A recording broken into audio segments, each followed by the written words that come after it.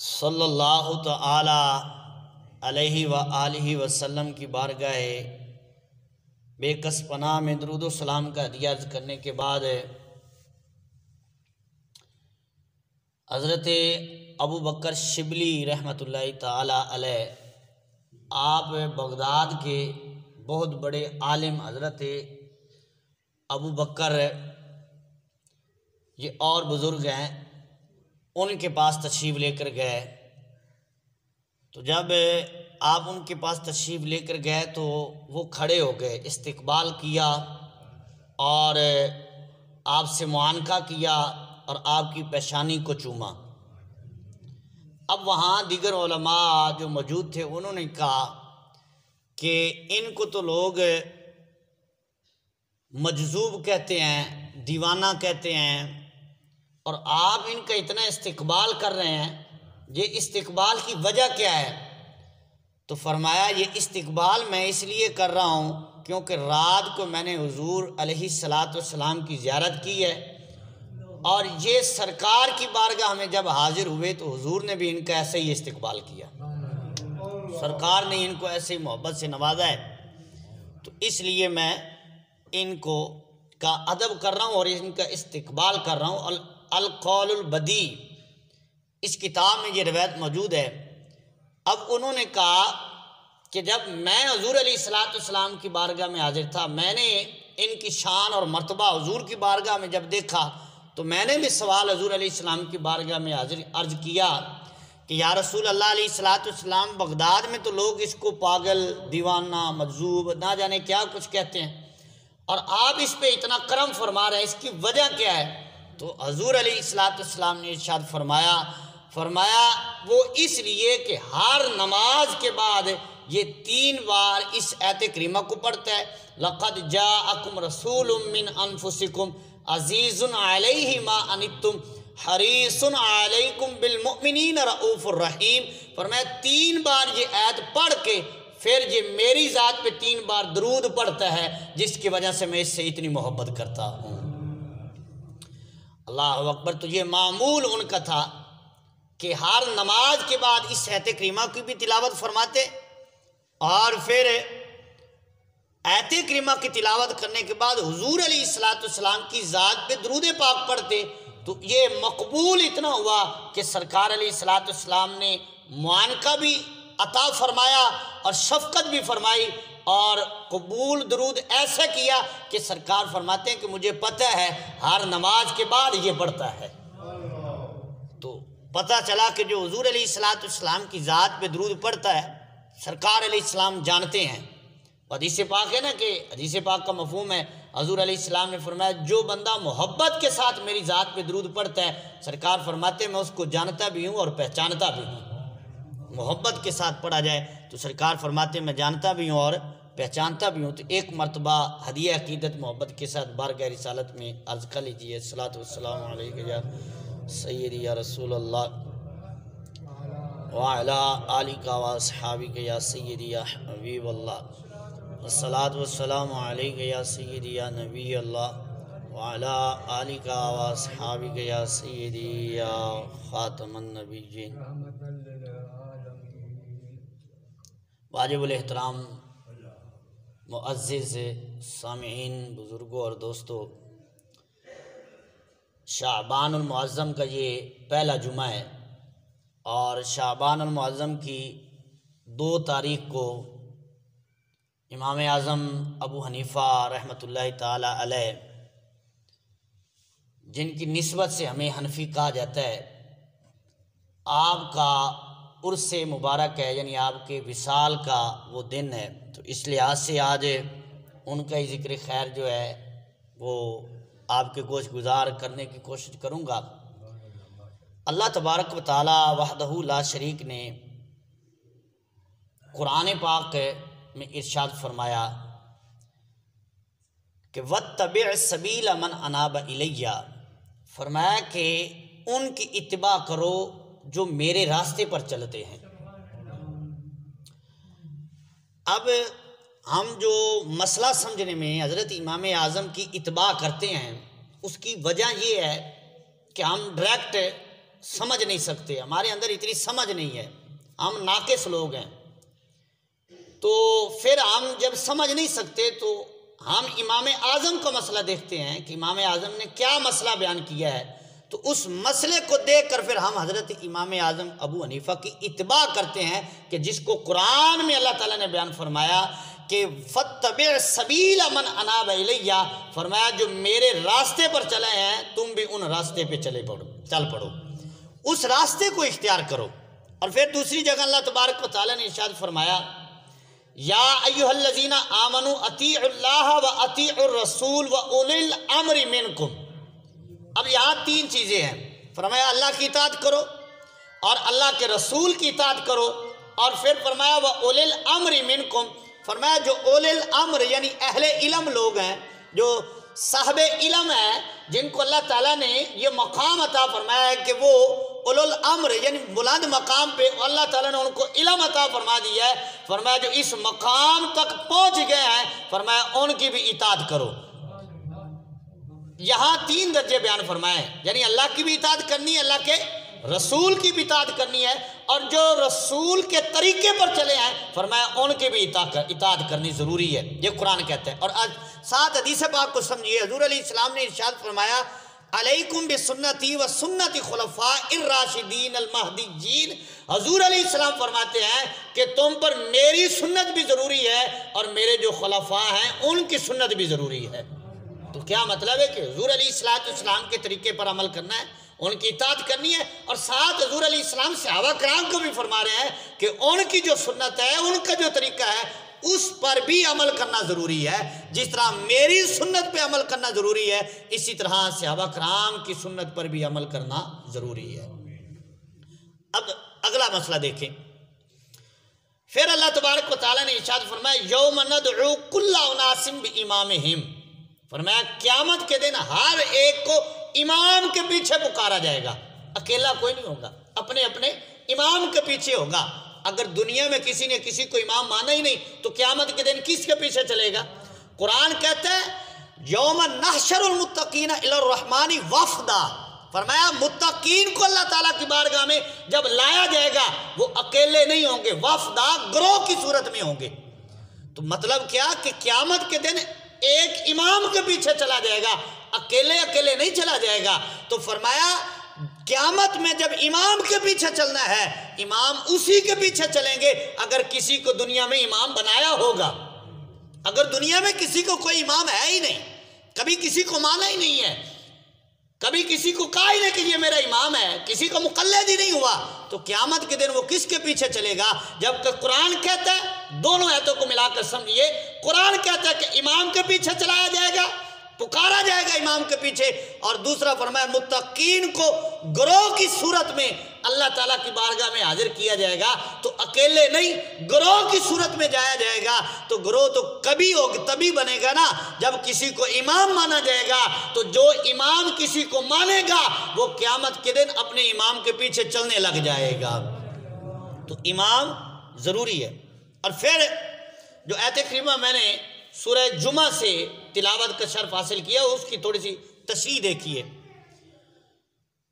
اللہ تبارک و تعالیٰ نے ارشاد فرمایا والذی بعث فی الامیین رسولا، فرمایا وہی رب ہے جس نے اپنے رسول کو مبعوث فرمایا ان لوگوں میں جو کہ ان پڑھ تھے۔ امی ان پڑھ کو کہتے ہیں، بظاہر اس کا معنی یہی بنتا ہے کہ جن کے پاس علم نہیں ہے۔ تو اللہ تبارک و تعالیٰ نے فرمایا کہ رب وہ ہے جس نے اپنے رسول کو امی لوگوں نے بھیجا، اور امی لوگوں میں بھیج کر رسول کیا کرتے ہیں؟ فرمایا بعث فی الامیین رسولا منہم یتلو علیہم آیاتی، فرمایا ان پہ وہ آیات قرآن کی تلاوت کرتے ہیں، وَيُزَكِّيهِمْ اور ان کو پاک کرتے ہیں، وَيُعَلِّمُهُمُ الْكِتَابَ ان کو کتاب کا علم سکھاتے ہیں، وَالْحِكْمَةَ اور حکمت سکھاتے ہیں۔ تو یہ چار کام اللہ تبارک و تعالیٰ نے بیان فرمائے کہ اللہ تعالیٰ کا رسول آ کر ان کو پاک بھی کرتا ہے، ان کو کتاب کا علم بھی سکھاتا ہے، حکمت بھی سکھاتا ہے، اور قرآن کی آیات کی تلاوت ان پہ فرماتا ہے، اور پھر آگے فرمایا وَإِنْ كَانُوا مِنْ قَبْلُ لَفِي ضَلَالٍ مُبِينٍ، فرمایا اگرچہ اس سے پہلے وہ گمراہی میں تھے، لیکن جب میرا محبوب آ گیا ہے تو اس نے گمراہی سے نکال کر اسلام کا نور عطا فرما دیا ہے۔ اسلام کا نور حضور علیہ السلام نے عطا فرمایا۔ اچھا، اب اگلی آیت کو اس کے ساتھ ملا کر ہم جب مسئلہ سمجھیں گے تو مسئلہ واضح ہوگا۔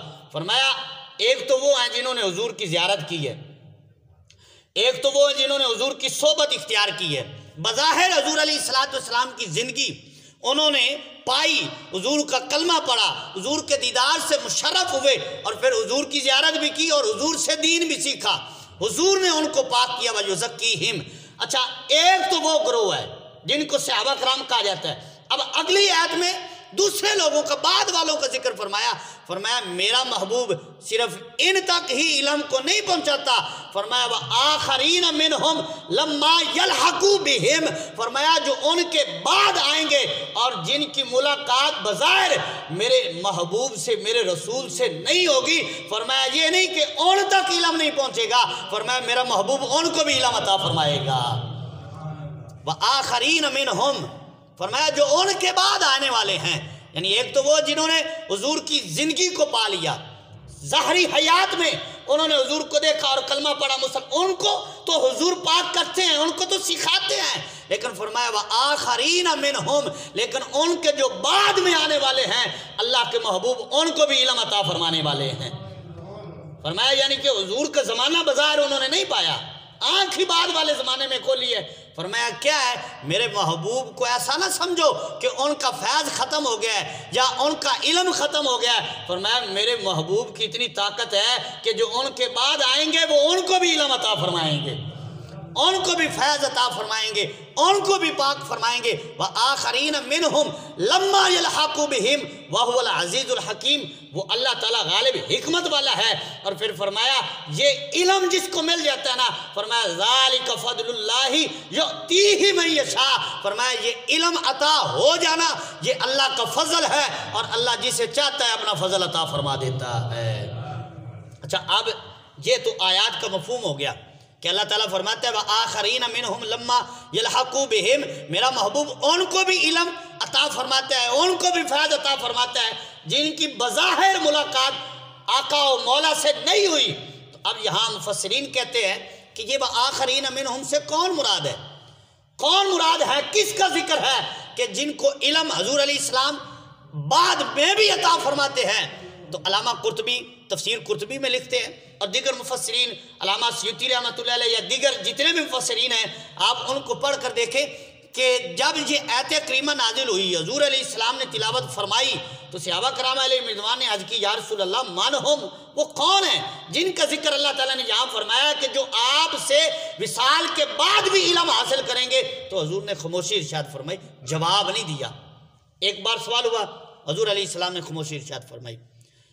دوسری بار پھر سوال کرنے والے نے سوال کیا یا رسول اللہ منہم، وہ کون ہیں جو آپ کے وصال کے بعد بھی آپ سے علم حاصل کریں گے؟ تو پھر بھی حضور نے کوئی جواب نہیں دیا۔ پھر جب تیسری بار انہوں نے یہ سوال کیا منہم یا رسول اللہ، وہ کون ہیں جو آپ سے علم حاصل کریں گے بعد میں بھی؟ تو حضرت سلمان فارسی حضور کی بارگاہ میں بیٹھے ہوئے تھے، تو سرکار نے جواب دیتے ہوئے حضرت سلمان کے کندھے پر ہاتھ رکھا، فرمایا وہ ان کی اولاد میں سے ہوں گے جو مجھ سے بعد میں بھی علم حاصل کریں گے۔ سلمان فارسی، کیونکہ آپ فارس کے ہیں، تو ان کی طرف اشارہ کیا کہ ان کی اولاد ہوگی، ان کا علاقہ ہوگا جو مجھ سے میرے وصال کے بعد بھی علم حاصل کریں گے۔ تو یہاں محدثین اس حدیث پر اور اس تفسیر پر متفق ہے کہ حضور علیہ السلام نے فرمایا کہ علم اگر ثریا ستارے پر بھی چلا جائے تو فارس کا ایک نوجوان ایسا ہوگا کہ وہ ثریا ستارے سے بھی علم کو حاصل کر کے زمین پر لائے گا۔ تو محدثین کہتے ہیں اس سے مراد کسی اور کی ذات نہیں ہے، اس سے مراد حضرت امام اعظم کی ذات ہے رضی اللہ تعالیٰ عنہ۔ اللہ اکبر۔ تو یہ شان ہے حضرت امام اعظم ابو حنیفہ رحمۃ اللہ تعالیٰ علیہ کی کہ محدثین کہتے ہیں کہ وَآخَرِينَ مِنْهُمْ سے کوئی اور مراد نہیں ہے، یہ فارس کے لوگ مراد ہیں، اور فارس کے اگر مراد ہیں تو فارس میں حضرت امام اعظم کے برابر کوئی ہے ہی نہیں۔ حضرت امام اعظم ابو حنیفہ رحمۃ اللہ تعالیٰ علیہ اس آیت کے مصداق ہیں کہ جب سرکار فرما رہے تھے کہ وہ حضرت سلمان فارسی کی اولاد میں سے ہوں گے جو مجھ سے علم حاصل کریں گے، تو وہ کوئی اور نہیں ہے، وہ حضرت امام اعظم ابو حنیفہ جن کو ہم اپنا امام مانتے ہیں، ان کی ذات ہے کہ جن کو اس آیت سے مراد لیا گیا کہ مطلب یہ ہے کہ حضرت امام اعظم کی وہ ہستی ہے جنہوں نے حضور علیہ السلام سے وصال کے بعد بھی ڈائریکٹ علم حاصل کیا ہے۔ یہ قرآن کہتا ہے، میں کوئی اپنی طرف سے بات نہیں کر رہا۔ تو یہ شان ہے حضرت امام اعظم ابو حنیفہ رحمۃ اللہ تعالیٰ علیہ کی، کیونکہ آپ کے آباء و اجداد، اچھا آپ کے دادا جان کا نام بھی نعمان تھا، آپ کا نام حضرت نعمان بن ثابت ہے۔ ابو حنیفہ تو آپ کا لقب مشہور ہے، بعد میں آپ کو کنیت کا ہے، میں عرض کرتا ہوں، لیکن جو میں بات کر رہا ہوں حضرت امام اعظم ابو حنیفہ رحمۃ اللہ علیہ کے باپ کا نام ثابت ہے، نعمان بن ثابت، اور آپ کے دادا کا نام بھی نعمان ہے۔ فارس کے وہ رہنے والے تھے، تو جب حضرت علی المرتضیٰ شیر خدا رضی اللہ تعالی عنہ آپ نے دار الخلافہ کوفہ کو بنایا، وہاں تشریف لے گئے، وہاں آپ آرام پذیر ہوئے، وہاں آپ نے جب تبلیغ کا سلسلہ شروع کیا، حضرت علی المرتضیٰ شیر خدا نے رضی اللہ تعالیٰ عنہ آپ کے دادا جان کو پتہ چلا، تو انہوں نے اپنی سارا کچھ بیچا اور جو مال تھا اس کو اٹھایا اور کوفے میں آ کر رہنے لگ گئے۔ وہ کس وجہ سے؟ تاکہ میں حضرت علی کی زیارت بھی کروں اور ان سے فیض بھی حاصل کروں۔ تو یہ ان کے خاندان کی حضور کی آل سے محبت تھی کہ ہجرت کرنے کا مقصد یہ تھا کہ میں حضرت علی کی زیارت کیا کروں گا۔ حضرت علی کی زیارت کرتے تھے آپ کے دادا جان، اور پھر ہوا کیا، ایک دن آپ کے دادا جان جو ہیں وہ حضرت علی المرتضیٰ شیر خدا رضی اللہ تعالیٰ عنہ کی بارگاہ میں ایک خاص مشروب اس وقت کا، اس کو فالودہ کہا جاتا تھا، یہ آج کے زمانے کا نہیں ہے، اس وقت کا ہے، اس کا نام فالودہ تھا، لیکن وہ بہت خاص مشروب بڑے بڑے بادشاہ سال میں کبھی 1-2 بار بناتے تھے، یعنی اتنی خاص وہ ڈش تھی جس کو وہ تیار کرتے تھے۔ تو 9 روز یہ فارس والے لوگ جو تھے، یہ عیسائی یا مجوسی لوگ جو ہے وہ 9 روز بہار کا دن مناتے ہیں، تو اس دن انہوں نے یہ فالودہ خاص ڈش بنا کر حضرت علی کی خدمت میں پیش کی، تو سرکار علیہ السلام نے قبول کر لی، حضرت علی المرتضیٰ نے قبول کر لی۔ حضرت علی رضی اللہ تعالیٰ نے قبول کر کے فرمایا یہ کس خوشی میں ہے؟ تو انہوں نے کہا جی یہ 9 روز کا دن ہے، اس لیے یہ میں نے آپ کی بارگاہ میں تحفہ پیش کرنے کے لیے تیار کیا ہے۔ تو حضرت علی نے فرمایا تمہارا 9 روز، یعنی کہ اس مذہب کی بات کر رہے ہیں، آپ کے دادا جان ویسے مسلم تھے، مسلمان تھے، انہوں نے کلمہ پڑھ لیا تھا، لیکن وہ ایک رسم تھی، اس کے لیے انہوں نے بنایا۔ تو حضرت علی رضی اللہ تعالیٰ نے فرمایا تمہارے لیے سال بعد آتا ہے، ہمارے لیے ہر روز 9 روز ہوتا ہے، ہمارے لیے ہر روز جو ہے وہ بہار کا دن ہوتا ہے۔ تو حضرت علی رضی اللہ تعالیٰ عنہ کے خاندان سے ان کی محبت پھر دیکھیں، اور پھر آپ کے ابا جان حضرت ثابت کی جب ولادت ہوئی تو آپ کے دادا جان حضرت نعمان نے ان کو اٹھایا، 6 ماہ کی عمر ہے آپ کے دادا جان کی، حضرت علی کی خدمت میں لے کر آئے اور آ کر پیش کیا اور عرض کی کہ یہ میرا بیٹا ہے، دعا فرما دیجئے، دعا فرما دیجئے۔ اب آگے کون ہے؟ باب العلم، جن کو سرکار علیہ السلام فرمایا کہ میں علم کا شہر ہوں، علی اس کا دروازہ ہے۔ اب ان کی دعا کا صلہ دیکھیں، ان کی دعا کا فیض دیکھیں۔ تو حضرت ثابت کو آپ کے ابا جان کو آپ کے دادا جان نے اٹھایا ہوا ہے اور حضرت علی کی خدمت میں پیش کیا اور عرض کرتے کہ حضور یہ میرا بیٹا ہے، دعا فرمائیے اللہ تعالیٰ اس کو برکت عطا فرمائے۔ تو حضرت علی رضی اللہ تعالیٰ عنہ نے ان کے لیے برکت کی دعا کی، تو پھر حضرت علی کی دعا کا فیض یہ ہوا کہ ان کی اولاد میں حضرت امام اعظم پیدا ہوتے ہیں اور دنیا ان کو امام اعظم کے نام سے یاد کرتی ہے۔ حضرت امام اعظم کی ہستی یہ حضرت علی کی دعا کا فیض ہے، یہ حضرت علی کی دعا کا فیضان ہے۔ اور پھر آپ کو ابو حنیفہ کہا جاتا ہے، آپ کا نام نعمان ہے، نعمان کہتے ہیں یہ سرخ گھاس خوشبودار، یہ خاص ایک گھاس ہوتی ہے، اس کا نام نعمان ہے، اور دوسرا اس کا نام یعنی گل لالا، اور پھر آپ کا لقب جو ہے ابو حنیفہ ہے، اور بعد میں آپ کو کنیت کہا کہ ابو حنیفہ آپ کی کنیت ہے، لیکن یہ کنیت جو ہے نا یہ بعد غلط روایت بیان کرتے کہ آپ کی بیٹی کا نام ہے، جبکہ آپ کی بیٹی تو تھی نہیں، ثابت ہی نہیں ہے آپ کی بیٹی. آپ کی اولاد صرف ایک ہے جس کا نام حماد تھا, اور حماد آپ نے اس لیے نام رکھا کیونکہ آپ کے استاد کا نام حماد تھا. اللہ اکبر. تو یہ ادب و احترام تھا. حضرت امام اعظم کے بارے میں آتا ہے کہ آپ نے ساری زندگی میں استاد کے مکان کی طرف کبھی پاؤں نہیں کیے. اتنے بڑے امام ہیں اور استاد کا ادب دیکھے کتنا زیادہ ہے. اور اپنے استاد کے نام پہ اپنے بیٹے کا نام رکھا حماد. تو ابو حنیفہ آپ کو کیوں کہتے ہیں؟ اس کی وجہ ہے کہ پہلی بات تو یہ ہے کہ آپ کے پاس ہر وقت دوات رہتی تھی. ہر وقت آپ اپنے پاس دوات رکھتے تھے. اور عراق میں دوات کو حنیفہ کہتے ہیں. اور ابو کا معنی ہوتا ہے والے. یہ یاد رکھیں, ابو معنی باپ نہیں ہر جگہ ہوتا کہ ہر جگہ آپ ابو کا معنی باپ کریں گے تو معنی ہی نہیں بنے گا. ابو حنیفہ اگر یہاں باپ معنی کریں تو پھر تو معنی ہی کوئی نہیں بنے گا. اور اس کی ایک مثال دیکھیں, حضور علیہ السلام نے حضرت علی رضی اللہ تعالیٰ عنہ ایک دن مسجد میں آرام کر رہے تھے. سرکار علیہ السلام نے فرمایا قم یا ابا تراب, اے ابو تراب کھڑے ہو جائیے. تو اب حضرت علی کو یہ لقب بڑا پسند تھا, ابو تراب. تو اب ابو کا معنی یہاں کیا کریں گے؟ تو یہاں مٹی کا باپ نہیں ترجمہ ہوگا, یہاں مٹی والے ہوگا. تو اسی طرح ابو حنیفہ کا معنی جو ہے وہ دوات والے بنے گا. یہ نام اتنا مشہور ہو گیا کہ آپ کو پھر ابو حنیفہ کہا جاتا تھا. اور یہ ابو حنیفہ کہنے کی دوسری وجہ جو ہے کہ آپ نے ملت ابراہیمی کو جو ہے وہ اس کا آشکار کیا ہے, اس کو بیان کیا ہے, جس وجہ سے آپ کو ملت ابراہیمی قرآن نے کہا کہ اتبع ملت ابراہیم حنیفہ. حضرت ابراہیم علیہ السلام کا جو دین ہے اس کو قرآن میں دین حنیف کہا گیا ہے. اور اس دین حنیف کا پرچار اور اس دین حنیف کو جو آپ نے جو اس کو واضح کر کے امت کے سامنے جو پیش کیا ہے, اس وجہ سے آپ کو ابو حنیفہ کہا جاتا ہے. یہ یاد رکھنا کہ آپ ابو حنیفہ ہیں, لیکن بیٹی کی وجہ سے یہ لقب نہیں ہے. یہ آپ کو ویسے ہی ملت ابراہیمی کا آشکار کرنے کی وجہ سے آپ کو امام اعظم ابو حنیفہ کہا جاتا ہے. اور پھر دوسری بات, حضرت امام اعظم ابو حنیفہ رحمۃ اللہ علیہ کہ جو مقلدین ہیں وہ سب سے زیادہ ہیں. اور بلکہ اگر حساب لگایا جائے تو اس وقت جو تقریباً مسلمانوں کی آبادی ہے نا, وہ تقریباً 1 ارب 70 کروڑ کے قریب ہے. 1 ارب 70 کروڑ کے قریب مسلمانوں کی آبادی ہے.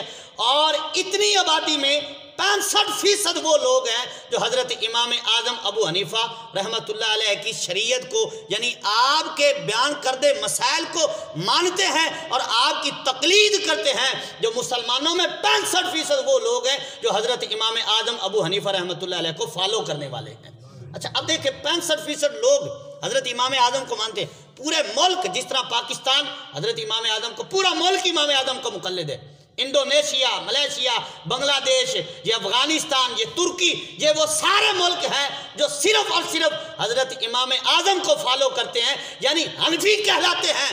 اگر تقلید شرکی ہو تو اتنے لوگ جو امام اعظم کو مقلد کی تقلید کرنے والے ہیں, اگر یہی مشرک ہو جائیں گے تو پھر بتاؤ بھائی پیچھے مسلمان کون بچے گا؟ تو اس لیے ماننا پڑے گا کہ تقلید شرک نہیں ہے. تقلید اس کو کہتے ہیں کہ ہم حدیث قرآن سے مسئلہ لے نہیں سکتے, امام اعظم نے لے کر جو بیان کی ہم اس کو مانتے ہیں. اس کی ایک مثال دیکھیں, حدیث پاک میں ہے, حضور علیہ السلام نے ارشاد فرمایا کہ اگر کسی کو بخار ہو جائے تو وہ ٹھنڈے پانی سے نہائے, غسل کرے. یہ حدیث پاک ہے. اب اگر کوئی اسی حدیث کو سمجھ کر سردی میں بخار ہو جائے تو نہانے لگ جائے تو وہ تو ویسے ہی اپنی جان دھو بیٹھے گا. تو پھر وہ کیا کہے گا؟ حدیث میں نقصان ہے. نہیں, حدیث میں نقص نہیں ہے, وہ اس کے سمجھنے میں نقص ہے. تو پھر جب حدیث نہیں سمجھ آئے گی تو پھر محدثین کے پاس جانا پڑے گا, فقہاء کے پاس جانا پڑے گا. وہ بتائیں گے کہ یہ جو حضور نے فرمایا ہے یہ گرمی میں بخار کی بات ہے, سردی کی نہیں ہے. آپ دیکھیں کہ سردی گرمی میں بخار ہو تو ڈاکٹر کہتے کہ اس کے جو ماتھے پہ کپڑا رکھو ٹھنڈا کر کے, برف لگاؤ, کپڑا لگاؤ ٹھنڈے پانی کا کیوں کہ یہ حضور کی حدیث ہے، سرکار نے فرمایا ہے کہ بخار ہو تو ٹھنڈے پانی سے نہاؤ یا پانی ماتھے پہ یا جسم پہ لگاؤ۔ اس کا مطلب یہ نہیں کہ اگر کوئی سردی میں بخار میں اگر یہ عمل کرے گا تو اس کو زیادہ نقصان ہوگا۔ تو پھر سمجھنا ہوگا نا کہ حدیث ہم خود نہیں سمجھ سکتے، کسی فقیہ کے پاس بیٹھیں گے تو پھر ہی حدیث کو صحیح طریقے سے سمجھ سکیں گے۔ اللہ اکبر۔ تو اس لیے تقلید ضروری ہے۔ اور پھر حضرت امام اعظم ابو حنیفہ رحمۃ اللہ علیہ وہ شخصیت ہیں کہ جنہوں نے فقہ حنفی کی تدوین کی ہے، فقہ حنفی کو تیار کیا ہے، اور پھر تیار کرنے کا انداز امام اعظم ابو حنیفہ رحمۃ اللہ علیہ کا نرالا ہے۔ اسی وجہ سے آپ کو جو ہے سب سے فوقیت حاصل ہے۔ دوسری وجہ یہ ہے کہ آپ تابعی ہیں، آپ نے 17 صحابہ کرام سے زیادہ کی زیارت کی ہے، 1 2 نہیں 17 سے، کیونکہ آپ کی ولادت جو ہے وہ 80 ہجری میں ہے۔ تو 80 ہجری وہ زمانہ ہے کہ جس وقت میں حضور کے صحابہ کرام موجود تھے، جس وقت حضور علیہ السلام کی وہ ہستیاں، پاک ہستیاں جنہوں نے حضور کو دیکھا ہے وہ موجود تھے، حیات تھے۔ باقاعدہ حضرت امام اعظم ابو حنیفہ رحمۃ اللہ علیہ نے صحابہ کرام کی زیارت بھی کی ہے اور ان سے حدیثیں بھی سنی ہیں، ان کو آگے بیان بھی کیا ہے۔ اس وجہ سے حضرت امام اعظم ابو حنیفہ رحمۃ اللہ علیہ کا دیگر ائمہ کرام محدثین سے زیادہ مقام ہے۔ اور پھر دوسری بات دیکھیں، بات کہتے ہیں کہ نہیں حضرت امام اعظم کو صرف 17 حدیثیں یاد تھی۔ اگر 17 حدیثیں یہ بات مان لی جائے، 17 ہی حدیثیں یاد تھی تو امام اعظم کے بڑے بڑے محدثین جو ہیں وہ آپ کے شاگرد ہیں، آپ سے حدیثیں لے رہے ہیں۔ امام بخاری کا نام تو آپ نے سنا ہے نا، وہ بھی حضرت امام اعظم کے شاگردوں کے شاگرد ہیں۔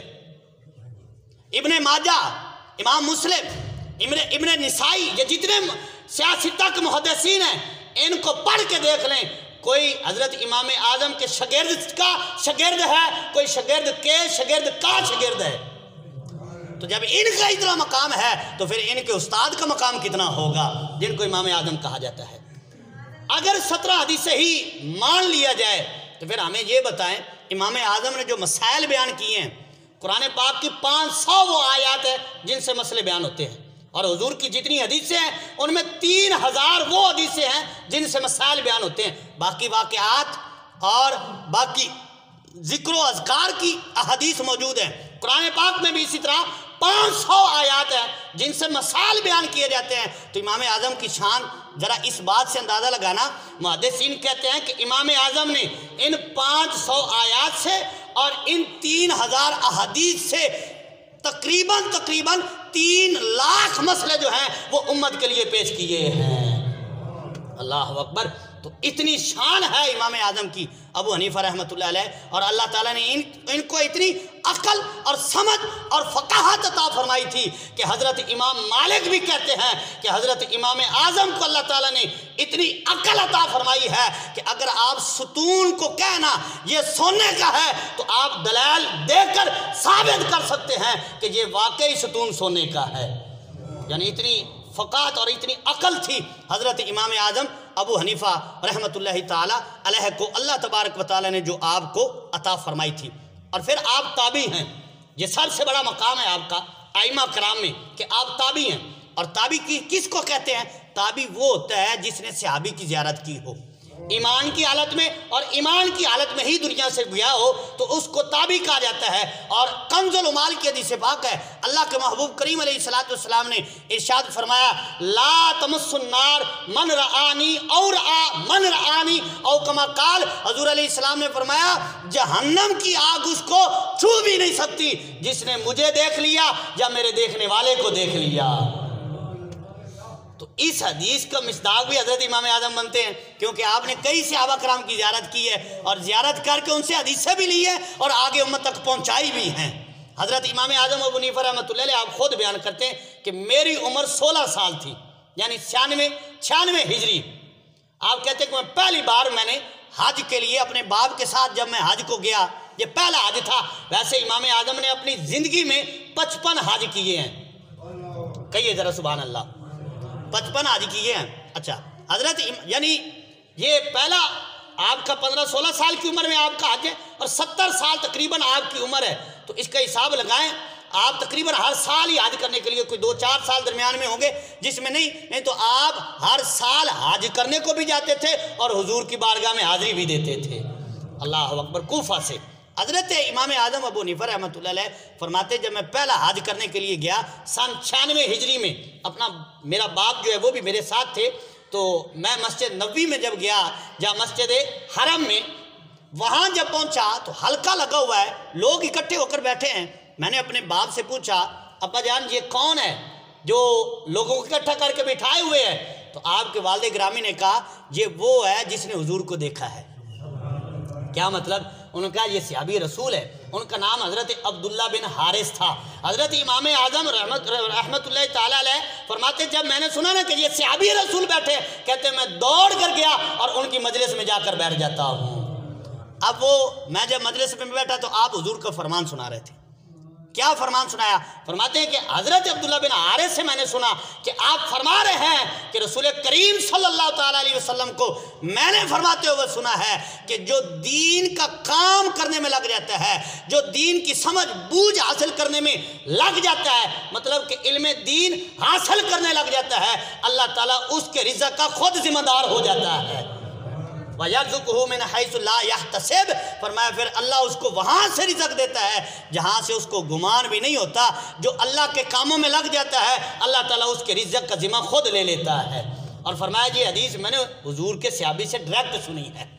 اب یہ محدثین میں کسی کو مقام حاصل نہیں، نہ امام بخاری کو حاصل ہے، نہ امام مسلم کو حاصل ہے، نہ ابن ماجہ کو حاصل ہے، نہ نسائی کو حاصل ہے، نہ امام مالک کو حاصل ہے۔ اور یہ مقام صرف اور صرف ائمہ کرام میں اگر کسی کو حاصل ہے تو وہ ان کا نام امام اعظم ابو حنیفہ ہے رحمۃ اللہ تعالی علیہ ہے، جنہوں نے صحابہ کرام سے حدیثیں سنی ہیں۔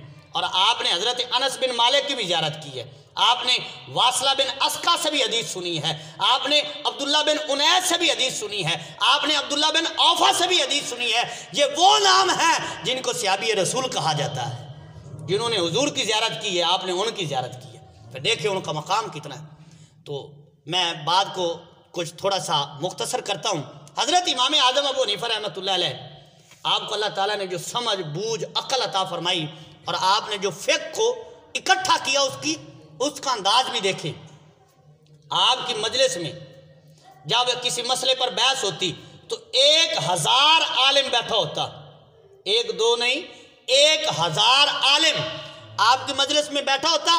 پھر آپ ایک مسئلہ ان کے سامنے رکھتے، پھر سارے عالم اس پہ بحث کرتے، پھر بحث کرتے کرتے جب سارے اس پہ متفق ہو جاتے تو پھر آپ حضرت امام ابو یوسف سے فرماتے کہ اس کو فلاں باب نے اس مسئلے کو لکھ لو۔ تو اس طرح فقہ حنفی کو تیار کیا گیا۔ یہ صرف امام اعظم اکیلے بیٹھ کر مسئلے نہیں لکھتے رہے، 1000 عالم کی مجلس تھی، ان کو بٹھا کر ان کے سامنے مسئلہ رکھا جاتا۔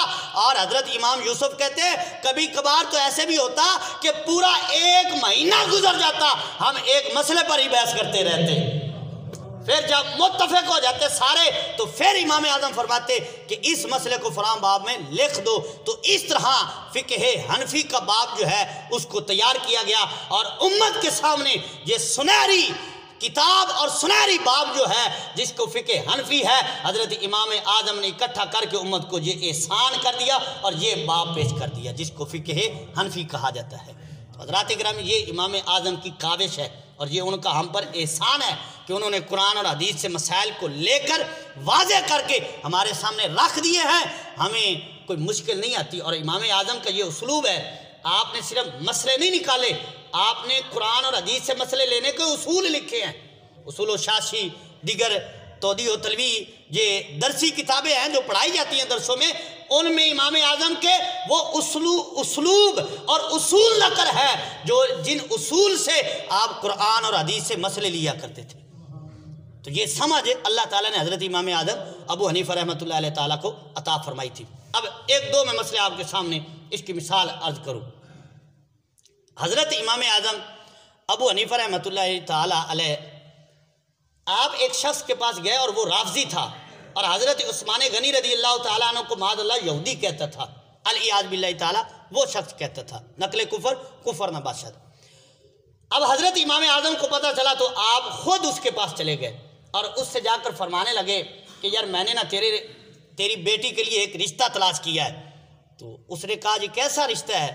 فرمایا رشتہ بڑا اچھا ہے، لڑکا بڑا پرہیزگار ہے، بڑا عبادت گزار ہے، بڑا متقی ہے، بڑا نیک ہے، اچھا ہے، اخلاق بھی اچھا ہے، ساری کوالٹی اس میں موجود ہے، کماتا بھی بڑا کچھ ہے، سارا کچھ ہے، لیکن ایک عیب ہے اس میں۔ اس نے کہا جی کیا عیب ہے؟ تو فرمایا وہ ہے یہودی، باقی ساری چیزیں اس میں موجود ہیں لیکن ہے یہودی۔ تو وہ سیکھ پا ہو گیا، وہ اپنے آپ سے باہر ہو گیا، غصہ کرنے لگ گیا۔ آپ کیا کہتے ہیں؟ آپ تو سمجھدار ہیں، ایسا تو نہ کرے، میری بیٹی کے لیے آپ یہودی کا رشتہ لے کر آ گئے ہیں۔ تو فرمایا تھوڑا ٹھنڈا ہو، مجھے یہ بتا کہ تو اپنی بیٹی کا یہودی سے رشتہ نہیں کرتا، مجھے یہ بتا جس کو اللہ کے محبوب نے 2 بیٹیاں دی ہیں تو ان کے بارے میں یہودی کہتا ہے؟ تو سمجھ تو صحیح کہ مسئلہ کیا ہے۔ تو اس کو سمجھ آ گیا، اس نے توبہ کی، کہا میں ہی غلطی پر تھا، آپ ہی ٹھیک ہے۔ تو اس نے توبہ کر لی حضرت عثمان غنی رضی اللہ تعالیٰ عنہ کے بارے میں بولنے سے۔ تو مقصد یہ ہے کہ سمجھ سے ان کو سمجھایا۔ اور حضرت امام اعظم ابو حنیفہ رحمۃ اللہ علیہ تشریف لے کر جا رہے تھے کہ راستے میں یہودی کا مکان تھا، اور وہ یہودی آپ سے اس نے قرضہ لیا ہوا تھا، وہ آپ کا مقروض تھا۔ تو آپ جب اس کے مکان کے قریب سے گزرے نا تو آپ کے جوتے سے کچڑ لگ کر اس کی دیوار پہ گر گیا۔ اب جب دیوار پہ گرا تو آپ پریشان ہو کے کھڑے ہو گئے، دروازے پہ دستک دی، وہ یہودی باہر آیا، وہ ڈر گیا کہ یہ شاید مجھ سے قرضہ لینے آئے ہیں، میں جو ان کا مقروض ہوں، میں نے جو ان کا قرضہ دینا ہے، تو شاید کہ امام اعظم آج مجھ سے اپنا قرضہ وصول کرنے کے لیے آئے ہیں۔ تو وہ کہنے لگا حضور میرے پاس پیسے نہیں ہیں، ابھی میرے پاس رقم نہیں ہے۔ تو آپ نے فرمایا تو رقم کی بات چھوڑ، پہلے یہ بتا یہ جو تیری دیوار ہے نا اس پہ لگ گیا مجھ سے کچڑ، تیری دیوار ہو گئی خراب، اب اگر میں یہ اتارتا ہوں تو مٹی بھی اترتی ہے، تیری دیوار خراب ہوتی ہے، مجھے یہ بتا میں نے اس کو صاف کس طرح کرنا ہے۔ تو وہ یہودی حیران ہو گیا کہ یہ کچڑ کا تھوڑا سا تنکا ہی تو لگا ہے، اس سے میری دیوار کو کیا ہونا تھا۔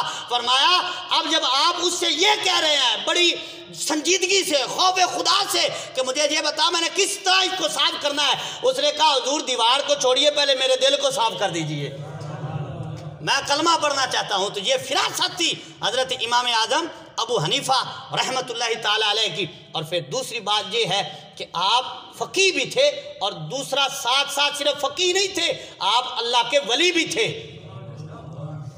آپ اللہ کے ولی بھی تھے۔ فقاہت اور یہ علم آپ کا اپنی جگہ ہے، لیکن اللہ کا خوف بھی آپ کے دل میں بہت زیادہ موجود تھا۔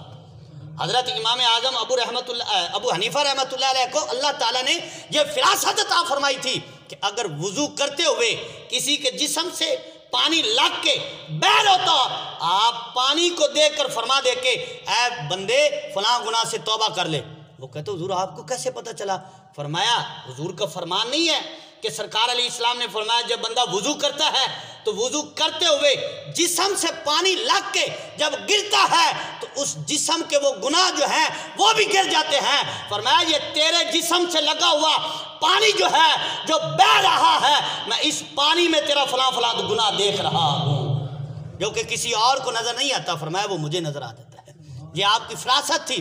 اور آپ کے شاگردوں میں بڑے بڑے جو بزرگ حضرت ابو داؤد طائی جیسے جو ہیں وہ آپ کے شاگردوں میں شامل ہوتے ہیں، وہ آپ کے شاگردوں میں شمار ہوتے ہیں، جبکہ ان کا ویسے مقام دیکھا جائے تو ولیوں میں وہ حضور غوث اعظم کے بھی پیر و مرشد آتے ہیں، لیکن ہیں کیا امام اعظم کے شاگرد ہیں، ان سے فیض حاصل کر رہے ہیں۔ تو اس سے پتہ چلتا ہے کہ امام اعظم ابو حنیفہ رحمۃ اللہ علیہ عالم بھی تھے، فقیہ بھی تھے، محدث بھی تھے، اور اللہ کے ولی بھی تھے۔ یہ آپ کو اللہ تعالیٰ نے مقام عطا فرمایا تھا۔ اور پھر دیکھیے حضرت امام اعظم ابو حنیفہ رحمۃ اللہ علیہ کی بصارت دیکھیے، اور آپ کی فقاہت کی ایک اور میں مثال آپ کے سامنے رکھوں۔ ایک بی بی سیڑھی سے اتر رہی تھی، تو اس کا خاوند جو ہے اس سے ناراض ہوگا، اترتے ہوئے نا خاوند نے کہا یہی رک جا، اس کے ہاتھ میں پانی کا پیالہ تھا، یہی رک جا، اور کہا کہ یہ جو تیرے ہاتھ میں پانی کا پیالہ نا، اگر یہ پانی نیچے بہائے گی پھر بھی تجھے طلاق ہے، اگر پیے گی پھر بھی تجھے طلاق ہے۔ اب وہ عورت پریشان ہوگی کہ میں کیا کروں۔ اب یہ مسئلہ امام اعظم کے پاس آیا، بڑے بڑے فقیہ جو ہے وہ پریشان ہو گئے کہ اس مسئلے کا حل کیسے کیا جائے، عورت کو کیسے بچایا جائے۔ تو حضرت امام اعظم کے پاس جب مسئلہ آتا ہے تو آپ نے فرمایا مسئلہ تو مشکل ہی کوئی نہیں ہے، مسئلہ تو مشکل ہی کوئی نہیں ہے۔ تو انہوں نے کہا جی مشکل کیسے نہیں؟ فرمایا ایسا کرو، بی بی کے سر پہ جو دوپٹہ ہے نا اس کو کہو کہ اس کو پانی میں ڈال دے۔ جب وہ دوپٹہ کپڑا پانی میں ڈالے گی تو پانی سارا کپڑا جو ہے وہ پی لے گا، چوس لے گا، پیالہ صاف ہوگا، نہ وہ پیے گی، نہ زمین پر بہائے گی، نہ اس کو طلاق ہوگی۔ اللہ اکبر! تو یہ امام اعظم ہیں، کیسی ان کو اللہ تعالیٰ نے فقاہت اور سمجھ عطا فرمائی کہ مشکل سے مشکل مسئلہ جو آپ کے پاس آتا فوراً آپ اس کو حل کر دیتے ہیں۔ حضرت امام باقر رضی اللہ تعالیٰ عنہ شہزادہ رسول ہیں، آپ کے پاس آپ ایک دن ملنے گئے تو انہوں نے کہا کہ میں نے سنا کہ آپ میرے نانا جان کی حدیثوں پر قیاس کو ترجیح دیتے ہیں، یعنی آپ قیاس کرتے ہیں اور حدیثوں کو چھوڑ دیتے ہیں۔ کسی نے جو حاسدین ہوتے ہیں وہ تو ہر جگہ موجود ہوتے ہیں، تو کسی نے حضرت امام باقر سے حضرت امام اعظم ابو حنیفہ رحمۃ اللہ علیہ کے بارے میں کہا کہ وہ قیاس کرتے ہیں اور حدیثوں کو چھوڑ دیتے ہیں، اور جب کہ حضرت امام اعظم ابو حنیفہ رحمۃ اللہ علیہ کا یہ قول موجود ہے، فرمایا کہ اگر کوئی حضور کی صحیح حدیث آ جائے اور میرا مسئلہ اس کے خلاف ہو تو حضور کی صحیح حدیث پہ عمل کیا جائے گا۔ یہ ایک علیحدہ موضوع ہے، لیکن جو میں بات کرنے لگا حضرت امام باقر رحمۃ اللہ تعالیٰ علیہ ورضی اللہ تعالیٰ عنہ، آپ کہتے ہیں آپ سے ملاقات ہوئی تو فرمایا کہ میں نے سنا ہے کہ آپ میرے نانا جان کی حدیثوں پر قیاس کو ترجیح دیتے ہیں۔ تو حضرت امام اعظم ادب کرنے والے تھے، بڑے مؤدب تھے اہل بیت کے، کیونکہ آپ کے دادا جان فارس چھوڑا ہی اسی لیے کہ حضور کی آل کی خدمت کی جائے۔ آپ دو زانو ہو کر نا حضرت امام باقر کے سامنے بیٹھ گئے اور ہاتھ باندھ کر عرض کی حضور میں نے ایک دو باتیں پوچھنی ہیں، آپ فرمائیے۔ تو انہوں نے فرمایا کہ پوچھئے کیا پوچھنا ہے؟ فرمایا حضور یہ بتائیے کہ مرد ضعیف ہے یا عورت ضعیف ہے، یعنی مرد کمزور ہے یا عورت کمزور ہے؟ تو انہوں نے کہا جی عورت ہی کمزور ہے، اس میں تو کوئی شک ہی نہیں ہے۔ حضرت امام باقر فرمانے لگے عورت کمزور ہے، مرد طاقتور ہے۔ تو فرمایا حضور جب عورت کمزور ہے، مرد طاقتور ہے، اگر میں قیاس کو ترجیح دیتا تو پھر میں مرد کے لیے دگنا حصہ رکھتا اور عورت کے لیے دگنا حصہ رکھتا اور مرد کے لیے ایک حصہ رکھتا، کیونکہ عورت تو کمزور ہے اس کو دگنا حصہ دیا جائے، مرد طاقتور ہے یہ کما لے گا، اپنا گزارا کر لے گا۔ فرمایا لیکن میں نے ایسا نہیں کیا، آپ کے نانا کی جو حدیث ہے اس پر ہی عمل کیا ہے۔ تو یہ سمجھتی، اور پھر دوسرا مسئلہ پھر عرض کیا، کہا حضور دوسرا مسئلہ بھی ہے۔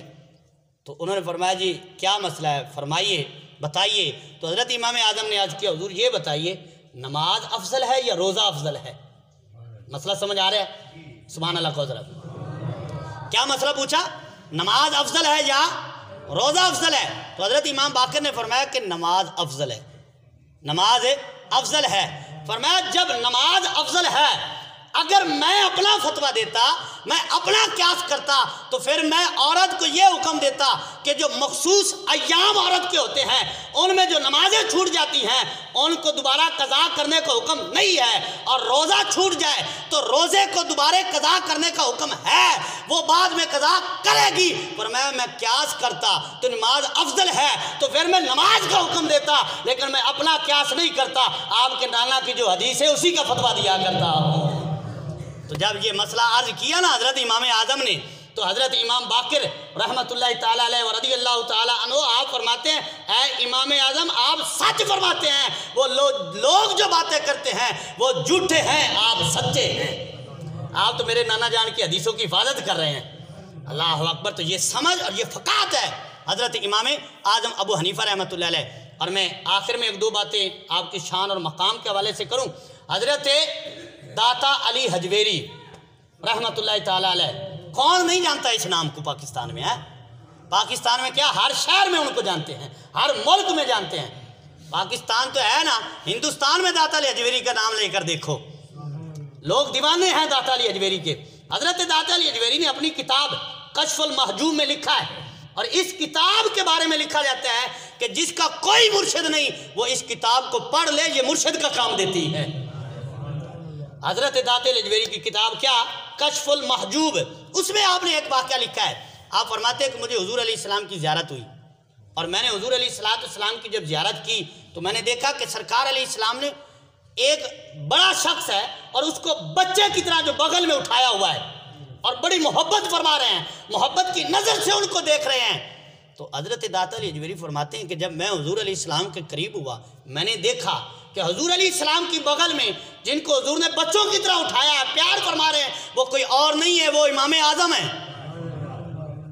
امام اعظم کو پیار فرما رہے ہیں۔ تو میں نے عرض کیا یا رسول اللہ علیہ السلام، یہ کون ہے جس سے آپ اتنا پیار فرما رہے ہیں؟ تو حضور علیہ السلام نے فرمایا یہ میری امت کے امام ہیں اور تیرے بھی امام ہیں، ان کو امام اعظم ابو حنیفہ کہا جاتا ہے۔ تو داتا علی اجمیری حضرت امام اعظم کے مقلد ہیں، حضرت معین الدین چشتی اجمیری حضرت امام اعظم کے مقلد ہیں۔ جتنے ولی آپ دیکھیں گے، جتنے علماء کو بڑے بڑے نام دیکھیں گے، وہ حضرت امام اعظم کے مقلد نظر آتے ہیں، حنفی کہلاتے نظر آتے ہیں۔ تو یہ تو مقام ہے حضرت امام اعظم ابو حنیفہ رحمۃ اللہ تعالی علیہ۔ اور آپ خود فرماتے ہیں، اور اس کو در مختار جلد نمبر 1 اور صفحہ نمبر 126 پر نقل کیا گیا ہے، علامہ شامی رحمۃ اللہ علیہ نقل کرتے ہیں کہ حضرت امام اعظم نے جب آخری حج کیا، وہ بات تھی پہلے حج کی اور یہ بات ہے آخری حج کی۔ حضرت امام اعظم جب آخری حج کرنے کے لیے مکہ شریف تشریف لے کر جاتے ہیں، کعبہ کی زیارت کی، تو آپ کو یہ شرف حاصل ہوا کہ وہاں کے لوگوں نے آپ کو دیکھ کر آپ کی عزت اور احترام کے لیے باب الکعبہ کھول دیا، یعنی کعبے کا دروازہ کھول دیا اور کعبے کے اندر آپ چلے گئے۔ کعبے کے اندر جا کر 2 ستونوں کے درمیان کھڑے ہو کر آپ نے 2 رکعت نماز ادا کی، اور اس طرح کی کہ 1 رکعت میں پورا قرآن پاک پڑھ دیا۔ یہ امام اعظم کا مقام ہے۔ اور حضرت امام اعظم ابو حنیفہ رحمۃ اللہ علیہ کے مقام و مرتبے کو دیکھنا ہے تو اس بات سے اندازہ لگائیے کہ آپ نے 40 سال ایسے گزارے ہیں کہ جس وضو سے عشاء کی نماز پڑھی ہے اسی وضو سے فجر کی بھی پڑھی ہے۔ 40 سال ایسے گزارے، کیا مطلب کہ 40 سال کی جو راتیں ہیں وہ رات بھی آپ جاگ کر گزارتے تھے اور دن بھی آپ جاگ کر گزارتے تھے، اللہ تعالیٰ کی عبادت میں گزارتے تھے، خوف خدا اتنا تھا۔ اور 70,000 مرتبہ آپ نے اپنی زندگی میں قرآن پاک پڑھے ہیں۔ اللہ اکبر، یہ مقام ہے امام اعظم ابو حنیفہ رحمۃ اللہ علیہ کا۔ آپ کے لیے کعبہ کھولا گیا، آپ کعبے کے ستونوں کے درمیان کھڑے ہو کر 2 رکعت نفل نماز ادا کی، پھر بیٹھ گئے، دعا میں مشغول ہو گئے، اللہ تعالیٰ سے دعا مانگے جا رہے ہیں، دعا مانگے جا رہے ہیں کہ غیب سے آواز آئی۔ کیا آواز آتی ہے؟ اس کا مفہوم یہ ہے، آواز آتی ہے کہ اے ابو حنیفہ، تو نے جو محنت کی، جو تو نے فراست حاصل کی اور جو تو نے دین کی خدمت کی ہے، اس کا بدلہ یہ ہے کہ ہم نے تم کو بخش دیا ہے، ہم نے تم کو معاف کر دیا ہے۔ اور پھر آگے آواز آئی، فرمایا کہ جو تیرے مذہب میں آ جائے گا، یعنی قیامت تک جو تیرے مذہب کو قبول کرے گا، ہم نے اس کو بھی معاف فرما دیا ہے۔ اللہ اکبر، تو یہ مقام ہے حضرت امام اعظم ابو حنیفہ رحمۃ اللہ علیہ کا۔ پھر آپ روضہ رسول پہ حاضر ہوتے ہیں تو وہاں آپ نے جا کر حضور علیہ السلام کی بارگاہ میں سلام عرض کیا، السلام علیکہ یا رسول اللہ، تو جواب آتا ہے وعلیکم السلام یا امام المسلمین۔ اللہ اکبر، یہ مرتبہ امام اعظم ابو حنیفہ رحمۃ اللہ تعالیٰ علیہ کو ملا۔ اور ایک وقت میں آپ جب علم حاصل کر کے، فراغت حاصل کر کے گوشہ نشینی اختیار کر لی کہ میں اللہ تعالیٰ کی عبادت کروں گا، یہ لوگوں کے مسائل جو ہیں میں ان میں نہیں پڑھوں گا، میں رب کی عبادت کروں گا، اکیلے بیٹھ کر گوشہ نشینی، یعنی کہ اکیلے بیٹھ کر رب کی عبادت کروں گا۔ تو غیب سے آواز آئی، حضور علیہ السلام کی زیارت ہوئی اور سرکار علیہ السلام نے فرمایا، اے نعمان بن ثابت، یہ آپ کا نام ہے، اے نعمان بن ثابت، اے ابو حنیفہ، اللہ تعالیٰ نے تجھے گوشہ نشینی کے لیے پیدا نہیں کیا، اللہ تعالیٰ نے تجھے میری امت کی ہدایت کے لیے پیدا کیا ہے۔ یہاں نہ بیٹھ جا، میری امت کی ہدایت کر، ان کو مسائل بتا۔ تو یہ امام اعظم ابو حنیفہ رحمۃ اللہ علیہ کی بشارتیں ہیں جو اللہ تعالیٰ کی طرف سے آپ کو عطا ہوئی۔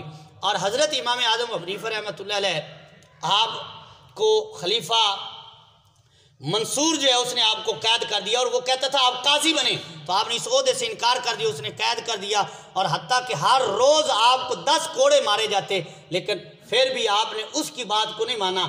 یہاں تک پھر ایسا ہوا کہ آپ کو پیالے میں جس پانی آپ کو دیا گیا یا مشروب دیا گیا اس میں زہر ڈال کر جو ہے وہ آپ کو پیش کیا گیا، آپ نے فراست سے دیکھ لیا کہ اس میں زہر ہے، پینے سے انکار کر دیا، تو پھر آپ کو زبردستی جو خلیفے کے وہ مشیر وزیر جو بھی تھے انہوں نے وہ آپ کو زہر پلایا، جس کی وجہ سے 2 شعبان کو آپ کا اس دنیا سے جو وصال ہوتا ہے، حضرت امام یوسف ابو حنیفہ کے یہ شاگرد ہیں، امام یوسف، اور آپ کے شاگرد بہت ہیں، 4000 آپ کے استادوں کی تعداد ہے اور شاگردوں کی تعداد پتہ نہیں کتنی ہے۔ ان میں 2 شاگرد نامور ہیں، ایک امام یوسف اور دوسرے امام محمد، ان کو صاحبین کہا جاتا ہے۔ تو حضرت امام یوسف فرماتے ہیں کہ ہم جب حضرت امام اعظم ابو حنیفہ رحمۃ اللہ علیہ کو غسل دے رہے تھے، غسل دینے کے لیے ہم نے جب آپ کی قمیض اتاری، ایک بازو پہ لکھا ہوا تھا ادخلوا الجنت بما کنتم تعملون، جنت میں داخل ہو جاؤ صلہ اس کا جو اچھے عمل کیے ہیں۔ فرماتے ہیں پھر جب دوسرا بازو دھونے کے لیے ہم نے کپڑا اٹھایا تو اس پر لکھا ہوا تھا اِنَّا لَا نُضِيعُ أَجْرَ مَنْ أَحْسَنَ عَمَلًا، جو اچھے عمل کرتا ہے ہم اس کا اجر ضائع نہیں کرتے، ہم اس کو اچھا اجر عطا فرما دیتے ہیں۔ تو یہ آپ کے بازوؤں پر یہ آیات تحریر ہو گئی اللہ تعالیٰ کی طرف سے، اور یہ کون بیان کر رہے ہیں؟ آپ کے شاگرد خاص حضرت امام یوسف رحمۃ اللہ تعالیٰ علیہ۔ تو حضرات یہ تو چند باتیں تھی حضرت امام اعظم ابو حنیفہ رحمۃ اللہ تعالیٰ علیہ کی زندگی کے حوالے سے، سیرت ان کی بڑی طویل ہے۔ اللہ تبارک و تعالیٰ ان کے درجات بلند فرمائے اور اللہ تعالیٰ ہمیں عمل کی توفیق عطا فرمائے، آمین۔ وما علیہ الا البلاغ۔